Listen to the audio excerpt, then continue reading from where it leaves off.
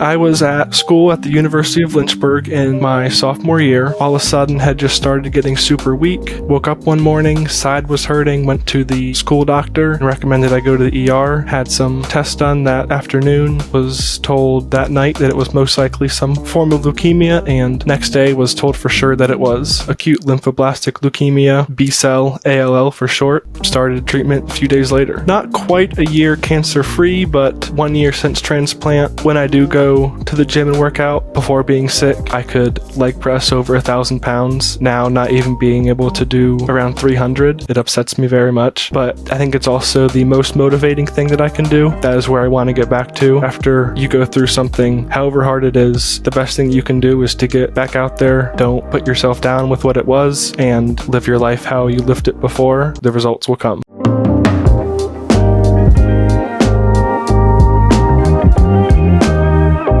Hello everyone, Ashley Hatch here with another episode of Ditto. We are really excited about today. Not only do we have our youngest guest on the show, but Brendan Learn and I have a cool relationship because his sister, Riley, is one of our athletic trainers at the Washington Spirit. So Brendan, welcome. We're super happy to have you here today. Thank you. Happy to be here. Yeah, of course. We usually like to start off the show just by asking each other how we've been because it's really important to check in with our friends. Right? Some days are crappy and some days are great. Yeah. So let's start with you, Matt. Matt, how are you doing today? I'm doing really well. In fact, Ashley and Brendan, you might find this interesting. My wife and I, we just got done watching, not today, but last night, the Dallas Cowboys cheerleaders documentary. Have you guys seen that yet? I'm in the middle of it. It's so good. Oh my gosh. They're not just very pretty human beings, but oh my gosh, they're athletic and they have to mentally and emotionally, invest in their craft. Seriously, my respect for these women, these Dallas Cowboys cheerleaders, has gone up exponentially after watching this documentary. Anyways, I just wanted to throw that out there. Ask if you've seen it. And for listeners that haven't seen it, I highly suggest you go watch it for reals. Are you enjoying it, Ashley? Yeah, I actually watched it before it was on Netflix. They had a series on Prime. And so I'm an OG, but yeah, I'm not through it, but I'm really enjoying it. But yeah, it's good. Brendan, how are you doing today? I'm doing well. I went to the gym this morning and got a good shoulder workout in and have been preparing for this. Nice. Awesome. Cool. Well, so we're excited. Brendan, is that like delts and traps, or what are you just the whole shoulder, or what do you do? What are you doing when you're doing shoulders? I'm curious. I did some lateral raises, some shoulder press, cable and dumbbell, and some shrugs. Nice. Yeah, so all encompassing. Nice. Yeah, so you're probably nice and sore already right now. Oh, yeah. Awesome. Cool. Well, thanks for sharing, both of you. Brendan, we're really excited to have you on today because I think you have a really unique lived experience and you've gone through something that's really, really hard that I feel like a lot of our listeners can either relate to or have family members that can relate to or just learn a lot of life lessons from you, especially as a 20-year-old. But for our listeners who don't know, because we obviously know that's why we invited you into this podcast, but you are a recent 1 year for cancer-free survivor. Is that correct? Not quite a year cancer-free, but 1 year since transplant. But yes, cancer-free. Nice. That's awesome. Yeah. Wow. Congrats. I guess just to start off, we'd love to kind of hear a little bit about your story. I know you shared with us a nice detailed timeline of when you got diagnosed and everything that you went through to finally being cancer-free. But could you maybe just go through, well, first you'll share what kind of cancer that you conquered, but could you just kind of go through the initial process of how you found out that you were diagnosed with cancer? Yeah, so I was at school at the University of Lynchburg in my sophomore year. I had been working out a whole bunch. It was probably the strongest I'd ever been. And then all of a sudden had just started getting super weak, having a hard time carrying dumbbells to the bench, getting out of bed for class.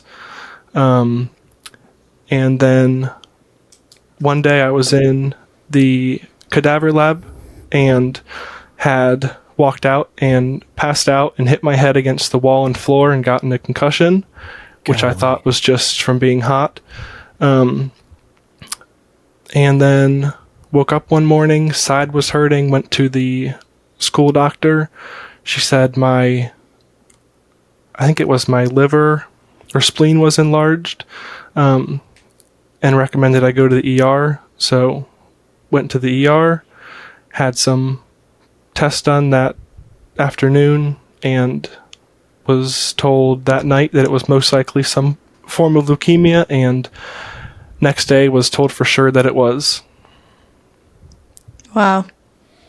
Yeah, that's crazy. That's really, I think, especially coming from the perspective, you're young, 20 years old, you said you're the strongest that you've ever felt, and then you all of a sudden started feeling these symptoms. What was going through your mind as you were kind of going through all these tests and then seeing doctors and hearing like one thing and then obviously hearing that you had leukemia? Like, what was kind of your thought process during all this? Well, so before all that, I had come home and went to our family doctor, and he thought that it was maybe mono. So even just having that in my head that, oh, I have mono, maybe just from drinking or eating after someone, to going to the hospital and, thinking it's just that, but losing 30 pounds before that in just 2 weeks. Wow. And then, just thinking you have mono and finding out it's cancer is a very, very hard thing to accept. Yeah, totally. Yeah. What were those initial conversations like, Brendan, with, I don't know, parents or loved ones when that news came? What was that like? So I had met my mom and sister at UVA hospital because it's just about an hour away from Lynchburg. And I had been there by myself for a while because they were still driving. So I talked to a few doctors that had come in before they got there, but then I had gone in to get an ultrasound done to where my stomach was hurting to see what it was. I'm sorry, what was the question? Yeah, just initially when you were told the L word, that this is leukemia, what was the reaction? I mean, what was going on with conversations with your parents, with loved ones, and what was that initial reaction like? Oh, yeah. So when I had gone in for the ultrasound, I saw on their computer screen that it said possible leukemia before I had even heard anything about that. You saw that on the screen? Yeah. Wow. So, oh my gosh. So to see that and then have to lay there and, have an ultrasound done, go back to the room, and my mom just say, how was it? And I said, well, it might be leukemia. Oh my gosh. That was definitely hard to even really say out loud and think. And I'm sure that was hard for my mom and sister to hear and know that, because that's just hard to hear from anyone. Yeah. Sure. Yeah, totally. Wow. That's crazy. So this timeline that you shared with us, it says October 18th, you started course 1 of treatment. So once you found out that you were diagnosed with leukemia, you told your family, I'm guessing that you had to sit down with a doctor and you got kind of, I don't know how it goes, like your options, or like this is how treatment works. Like, what did that process look like, and how were you able to kind of, like you said, saying it out loud, I feel like is first and foremost probably the hardest thing to accept. I think for all of us, even if we haven't experienced something as traumatic as cancer or being diagnosed with leukemia, sometimes the things that we're struggling with, it's hard enough just to say it out loud. So I feel like that's a huge step for you to be able to say it out loud. What did that look like when you sat down with a doctor and he or she gave you kind of the process and the treatment plan? So after the first night we had stayed there, he came in the next day and sat down with us and told us what kind it was. And it was acute lymphoblastic leukemia. B-cell ALL for short. And there wasn't really any other options other than what he had. He said, this is the course, this is what it's going to be. I guess that would have been October 15th, and started treatment a few days later. Wow. Man, I can't imagine. Brendan, these last 10 minutes we've been speaking, I'm trying, well, not even these last 10 minutes, in preparation, honestly, for this conversation, I'm trying to put myself in your shoes. And I mean, there's a lot of thoughts that are going through my mind right now in terms of how can I even try to do that and imagine what this would feel like. We all as human beings have our hurdles. We all have our challenges. Some are extremely hard, and in your case, extremely hard, and some aren't so hard, and some are anywhere in between, and it's on a daily, monthly, yearly basis. I mean, right? We're all human beings. For me, it's overcoming, and not overcoming is not the right word. It's getting through, it's learning, it's finding strength either in the moment or after the moment, right? To continue to move on and continue to learn and do this life experience thing. For you, what was that strength? During and now, because you're still kind of in it, right? I mean, it's not 1,000% guarantee that this is never going to occur again, which as hard as that might sound, especially internally from a psychological and emotional standpoint, what helped you and what is helping you with that strength? I would say that, just the biggest source of strength externally was my parents. From October 14th, really, when my mom came down to the hospital and stayed and sat with me, all the way to August 21st, when I got to come back home to Winchester from Baltimore. Just seeing my parents have to live apart for 11 months and always one of them stay with me. I really think that my biggest motivation of strength was to make sure it was easiest on them. And, just knowing that each and every day they had to either hear or see me at my absolute lowest, I gave it everything I had to make sure I was upbeat and happy and joking and just positive. So it was that much easier on them. Yeah. And did you feel that from them? I mean, because you probably had some really low days, did you feel that reciprocated either in a negative or positive light? Like, I need to be stronger for them because I can see this is out of this world hard for my mother or my father. I mean, did you have any of those days? It wasn't really that I saw that from them. I think they did their best to hide it, but got it. For me, I think it was really just knowing that as hard as it was for me, having it be one of their kids, it was so much, much harder for them. Yeah. Wow. That's really special. And I feel like that, that just, I don't know, is a testament to how great of a person you are. Because I feel like you're going through something that's very difficult. And I feel like it could be very easy for someone in your position and acceptable to be all about me. Like, why did this happen to me internally? Like, this is really, really hard. But the fact that you're thinking about your family and thinking about how hard it is for them, I think just shows how unselfish of a person you are in a moment in your life that's probably the most difficult, and you can be selfish. But yeah, I think that's really cool. And from a very far third party outsider perspective, supporting from afar, me and my teammates obviously heard about your diagnosis through Riley, and seeing how your family rallied around you and just hearing the updates from her and just how much she loves you and how much she supported you and really wanted you to be able to get through this. And she saw how hard it was for you. And I think it's just really cool to see how your family really rallied around you. And it's really cool to hear you share about your parents. And I'm sure it brought you guys really, really close together. But I'm just, yeah, I'm in awe because I think that's really cool. So thanks for sharing that. Brennan, can you walk me through those? You said 11 months is when you were roughly kind of in and out of this and in the hospital, and Yeah. about a year, right?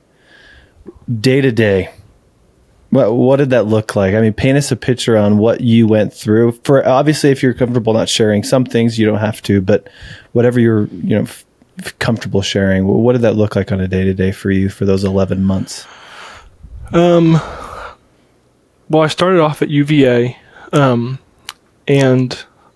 a lot of the time there was getting treatment and getting up and going for walks down the hall and back, because at that point I was kind of enclosed on a floor. It was about half of that floor. So it was just walking up and down that hallway and seeing how many laps I could do. I mean, I remember, being excited about being able to walk down and back 7 times. Wow. And then after all the radiation chemo at Hopkins, a lot of laying in bed, not feeling well, a lot of throwing up. And then after the 2 strokes, it was a lot of rehab of learning how to walk again. You had 2 occupational strokes? therapy. Yeah, I had 2 strokes in roughly 2 weeks. Oh my gosh. Yeah. That was after your bone marrow transplant, correct? That was after the transplant, yeah. Yeah. Your body just couldn't handle all of the adversity, what happened? I didn't know this. I think a lot of it was high blood pressure, and like I'd said, just throwing up a whole bunch. That eventually I just had a brain bleed, and that was on my brain stem. Both of them were.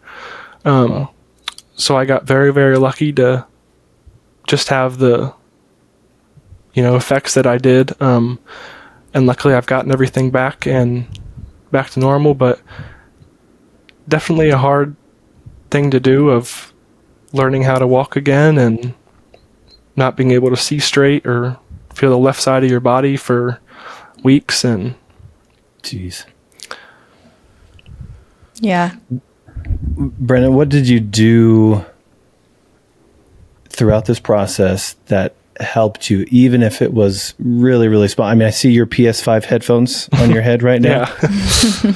Were you doing PlayStation? Were you reading? Were you meditating, praying? I mean, what was some of the things that you were doing to just for 5 minutes help you stay sane for a little bit, I guess? Couldn't really play PS5. The TV was too far away for me to see clearly. But I'd say a lot of watching TV with one eye. I don't read, so wasn't doing that.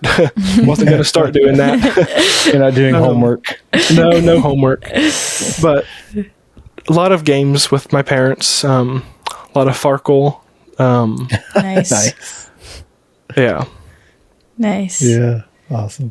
That's really cool. I want to take it back. So before your 2 strokes, you had to get a bone marrow transplant.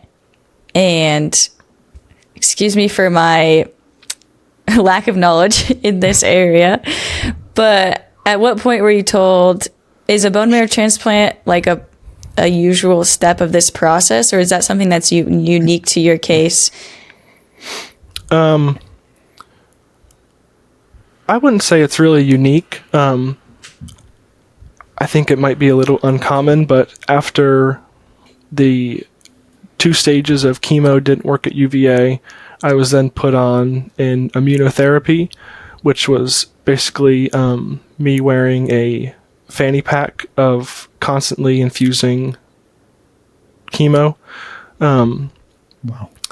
And that didn't work either. My mom got a call one night. We were on the floor playing a game, and the doctor said that I still had cancer in me, and it was above the percent that they wanted it to be. So that's when bone marrow transplant was the next option. Wow. Okay, so before we get to the bone marrow transplant, so sorry, I have so many questions and I'm trying to figure out the proper order to ask them. But so it sounds like you went through chemo, this other process, and you found out each time you still have cancer. Mm-hmm. How were you able to hear that, accept it, and then continue to move on and keep fighting? Like, I'm sure that couldn't be easy news to accept or to hear every single time. How did you deal with that bad news every time? Not very well, I'll be honest. That's fair. I never wanted to hear that I still had any. The highest it got to was 90%, 97% of my white blood cells were cancerous. Wow. And that had just happened in a matter of probably 1-2 months. But yeah, transplant was the last option, and unfortunately it had gotten to that point, and it was either transplant or do nothing, and it will come back and it will kill me this time. So wow. Transplant was the better option. Yeah, for real. So you figured out, okay, transplant, next best option. How I know the story because I know Riley. But what does that process look like? How long did you have to wait till you found someone that could help you with that transplant? So after they had, taken my bone marrow and looked at it and looked through the database of bone marrow donors, there was nobody else in the world that was a match. Wow. Luckily enough, my sister Riley was a half match, and that was the best there was. And wow. I am so, so grateful that we have a good relationship and she was willing to do that. Yeah. Wow. But. Wow. Yeah. So not only was there no one else in the whole world, but Riley was a half match, and that was your best opportunity and best chance. So you went through it and went for it and got the transplant, which I'm sure wasn't easy, but did it work? It did work, yes. As of right now, my bone marrow is still 100% Riley. Wow. And for as long as I live, whenever I get blood drawn, it will say that I am a girl. That is such an interesting fact. Yeah, I didn't even think about that. Wow. You were hoping to be that close to your sister, probably. Yes. Yeah.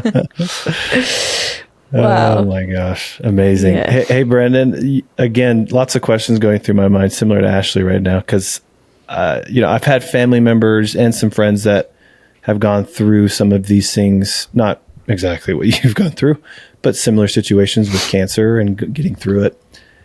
And funnily enough, not the right word, ironically enough, I was listening to a podcast this morning. Smartless is the podcast. I don't know if you've heard of Smartless. It's with Jason Bateman and Will Arnett.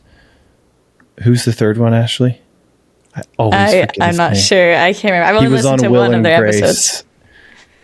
Anyways, they bring on guests, and today their guests, or at least when I listened to it, was Jeremy Renner, the actor, so the Avengers guy. I think Hawkeye, yeah. Right? Isn't that his name on Avengers? Yeah. And they recounted his story of being run over recently by a snowmobile, and not just a regular snowmobile, like a huge truck snowmobile, like 1,400 pounds or something, or more. No, it was like 18,000 pounds, 1,400. Anyways, he broke over like 30 bones, and Jeez. He said at one point his eyeball was hanging out of its socket, and he was in the hospital for months recovering. And he recounted this story, right, and trying to recover and go through all of this. And similar to other stories that I've heard, he gained a new perspective on life. That in his mind was, quote unquote, the biggest gift that he was given as a result of going through something really hard. And as a result, he's not the same person because of this horrible event. So similarly, I want to ask you, Brendan, what perspective on life have you gained as a result of going through this and continuing to go through this today? Well, as cliche as this will sound, having, the cancer and the transplant and everything else that happened, really made me realize how valuable life is and to appreciate the little things. Doesn't sound cliche. I remember telling my psychologist in the hospital that I could not wait to get back home and drive with my arm out the window and feel the breeze. I mean, just little things like that you really take for granted. But, I mean, after going through everything, I've really realized how short life is and how much I take for granted, and just how much everything means and how much more it means now. The little things. Putting your arm out the window and feeling the breeze. I love that. Yep. Oh my gosh. Not the new Tesla that's coming out in 2025. It's just simply feeling a breeze on your arm. Oh my gosh, I love it. Yeah. Yeah, that's really cool. Thanks for sharing that. I have a question, Matt, unless you keep going. Okay. You go. Yeah. We can see behind you the spirit shirt that says "Be Strong," which is really cool. It's awesome to see that. So as you're going through this process, "Be Strong" kind of became your mantra or your family's mantra. Can you share how that came to be and where that came from? And was that something that's always been a part of your life because your name's Brendan and you're strong, you like to be in the gym? Or was that something that kind of came from this experience and that you and your family were kind of able to like rally around and became like your mantra for this? I can't remember who exactly started it. I want to say it was my dad. But whoever said it for the first time had said it and it had stuck. And since that point, bracelets were made, t-shirts were made. And I think a lot of it actually came from, I forget who sings it, but the fight song. Yeah. And in it says, "I will be strong." Yeah. So I think I can't tell you how many times I was laying in the hospital bed and would hear that coming from my dad's phone. But that definitely means a lot now. Just every sense of it. Be strong no matter what you're doing. Give it your all. And I think that has also helped a lot. Even just going out in public and seeing people I know wearing the shirt still. Wow. My friend, it's one of the shirts he wears to the gym whenever he goes. Whenever it's clean, he'll wear it and send a picture of him in it. And that definitely also helped keep a strong, positive state of mind in the hospital, was just seeing how many people had wanted the bracelets and shirts and wanted to support from however far away they were. Yeah, totally. That's really cool. I almost bothered Riley to give me a shirt so I could wear it on the podcast. I'm so mad I didn't, but I still want to get a shirt because I think it's a really cool shirt, and I think it's such a great line, especially for everything that you've gone through and how strong you and I feel like others around you were during this time. I feel like everyone had to be strong, so that's really cool. Thanks for sharing that. Ashley and I, Brendan, we talk about affirmations and power words and cue words and phrases all the time in sports psychology. For me, this is very pertinent, right? Your performance was surviving and getting through something really, really hard. And you use this affirmation. It was much more than just a phrase. It was embodied spiritually, physically, mentally, etc. At least from my perspective, to help you get through something really, really hard. How are you continuing to, quote unquote, be strong, Brendan? What is life, now? What are you doing now? What are you pursuing? And maybe how has that shifted as a result of this experience? Well, so when I was, before the transplant, every transplant patient is assigned a therapist, and I was assigned one, and before I had even gone to meet her for the first time, I kept asking my mom, why do I have to meet with a psychologist? Do I have to keep seeing her, once I'm in the hospital inpatient? But meeting her and having her in the picture the whole time I was at Hopkins, and even still now, I think she is the best thing that has come out of me having cancer. She continues to still meet with me and make me mentally strong and just help me kind of process what I'm feeling. Some days are harder than others. I'll get, flashbacks of being in a really, really bad spot. And she helps with that. So a lot of it is her still. And another big part is outlooks determine outcomes. I can't remember where I had seen that or heard it, but had found it and lived by that for a long time in the hospital, and still now. Just telling myself every day that being positive, staying mentally, physically strong, it will have a positive outcome in the end. Wow. Beautiful. Outlook determines outcome, or outlooks determine outcomes. I'm going to use that, Brendan. We're going to steal. It. Yeah, we're going to steal that from you. Ooh, that's awesome. That's really cool. Wow. I have a question about, as you're going through this process, you shared with us in your timeline that you went to, what was it, the Allison house? Alyssa house.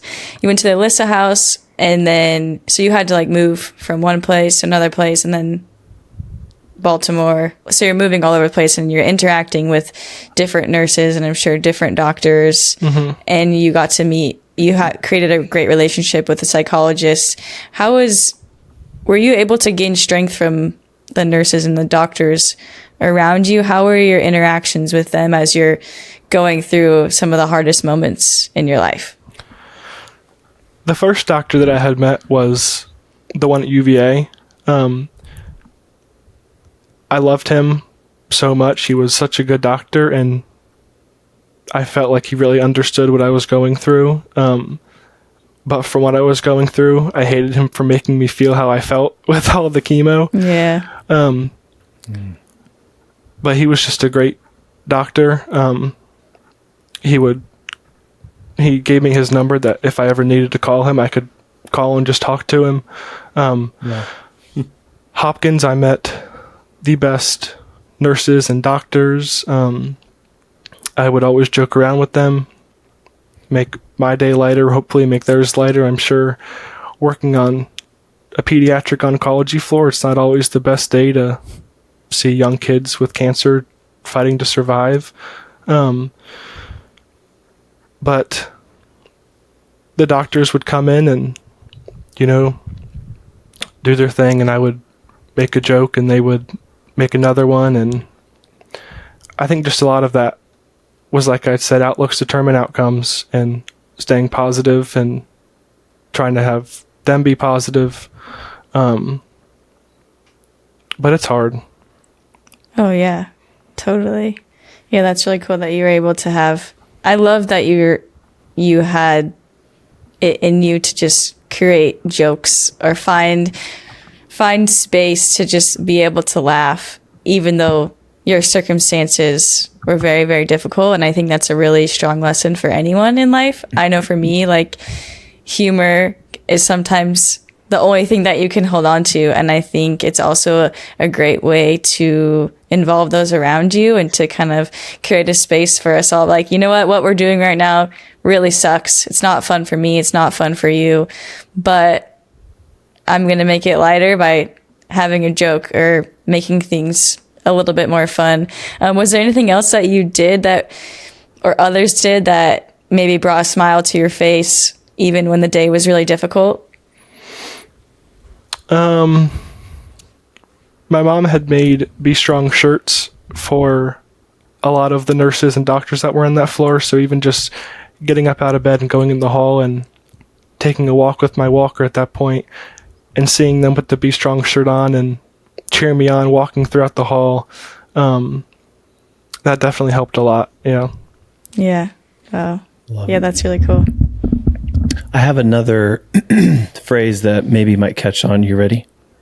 Yep.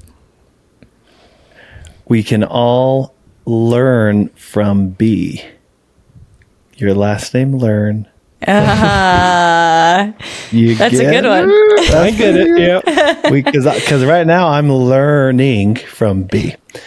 Hey, Brendan, forgive my, sorry, that was my episode of humor. You were talking about humor, and so I'm trying to be funny. It wasn't very funny. What do you want to be when you grow up? You're only 20. What does the future look like for you? What are you dreaming of? What do you want to become? What do you want to do in life? That is very hard to answer. Yeah.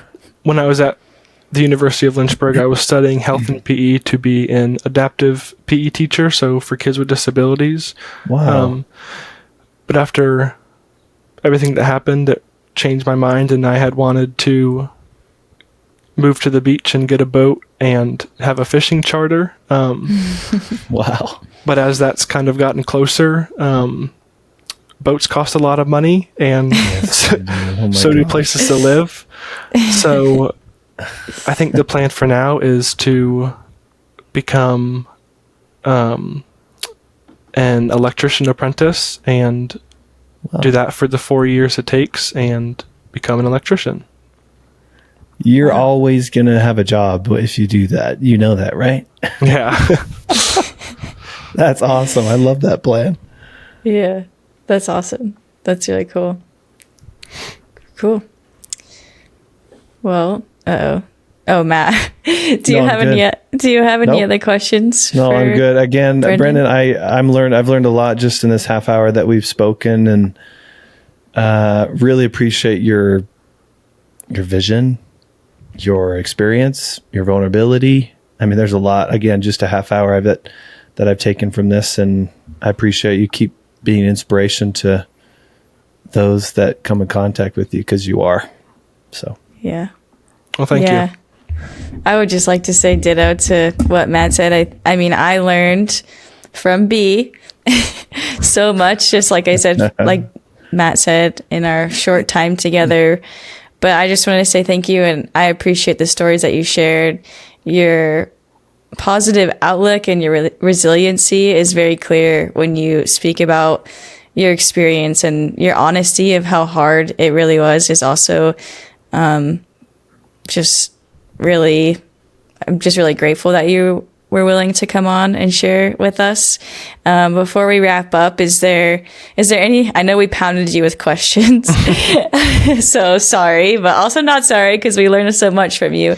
But is there anything that we didn't ask, or anything else that you would like to share with us or for our listeners that you think might be helpful?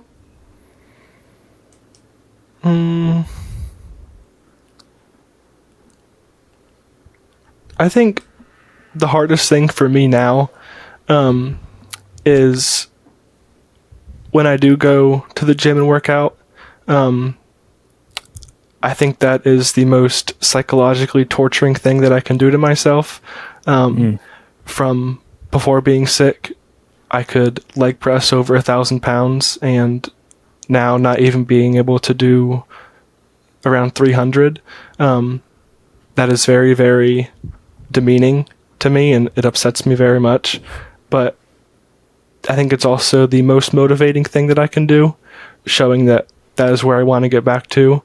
But even just bigger picture than that, I think that after you go through something, however hard it is, the best thing you can do is to get back out there. Don't put yourself down with what it was, and live your life how you lived it before, and the results will come.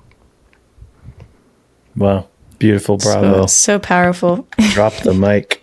Yeah. Yeah, that's awesome. No, thank you so much for sharing all that. Like I said, we really appreciate it, and it was really fun learning from you. And I think all of our listeners will resonate with a lot of things you said. And for those that are struggling to get back out there with whatever it is, I think that hearing your story and hearing you say that will be very powerful for them in their journey. So thank you so much. Thank you, Brenda. Of course. Thank you guys. Appreciate it. Hope to see you at a Spirit game here soon. I will be there. Awesome. Can't wait. As always, we're super grateful to our listeners for listening every week. We have one ask for you today, and that would just be to hit that follow button on whatever platform that you're listening to our podcast on. We'd be super grateful for that. So thank you so much. Ditto out. Peace out, everybody.